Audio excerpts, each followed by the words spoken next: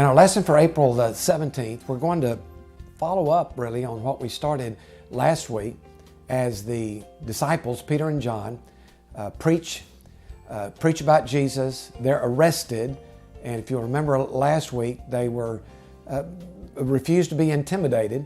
And then the religious leaders let them go, warning them not to preach anymore. And of course, they do just the opposite of that.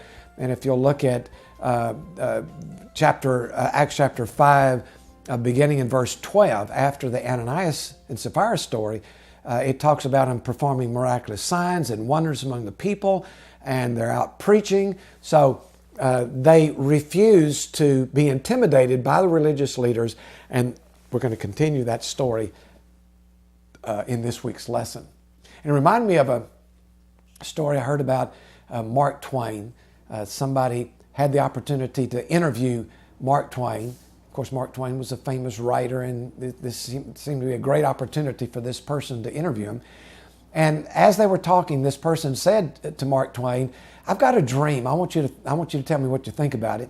He said, "I would love to go to the Holy Land and climb up on Mount Sinai and read the Ten Commandments. What do you think about that?"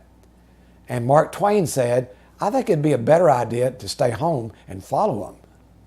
Well, that's a good reminder. It's not enough just to know what God wants us to do. The important thing is for us to do it.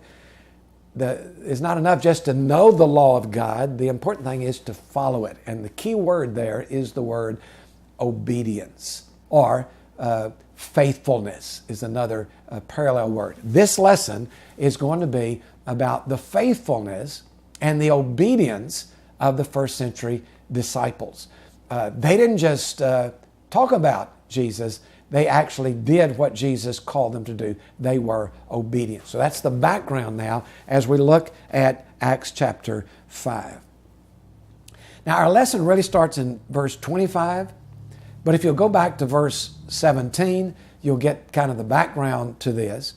They're out preaching, they're doing the exact opposite thing that the religious leaders told them not to do in last week's lesson. They're out there doing that. And so verse 17 says that the religious leaders were filled with jealousy, and they arrested the apostles and they put them in the public jail. They were planning to follow through now on punishing them, which they had not done before. So that's the background. Now, as our story opens, Luke introduces a somewhat humorous picture. We've got the religious leaders now. They've thrown the disciples in jail, and now they meet the next morning and they want to bring the disciples out so that they can interrogate them and actually punish them. But when the soldiers go to the jail to bring back the disciples, they discover that the disciples are not there. The jail is still closed and locked, but the disciples are not there. So where would the disciples be? Would they be racing back to safety in Galilee? Would they be looking for some of the caves of Palestine where they could hide away and protect themselves from the religious leaders? Were they someone's hiding in someone's home where the religious leaders could not find? Where did the disciples go when they escaped from jail? And where they went was right back out into the temple and continued to preach. And I'd like to see the face of the religious leaders when the soldiers came back and told them this. They're where? They're doing what?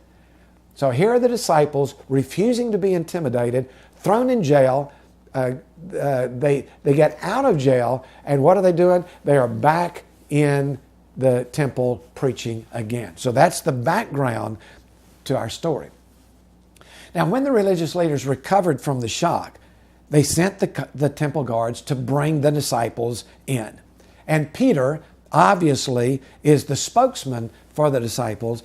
And we see Peter now, verse 25, they said the men that you put in jail, they're in the temple preaching, and they got the disciples and they brought them before the religious leaders, verse 27 of chapter 5. So they brought him in and they told him, we gave you the strictest orders not to preach. What do you have to say about it? So Peter sees an opening for a sermon. And this is what we have now, beginning at verse 29. This very brief message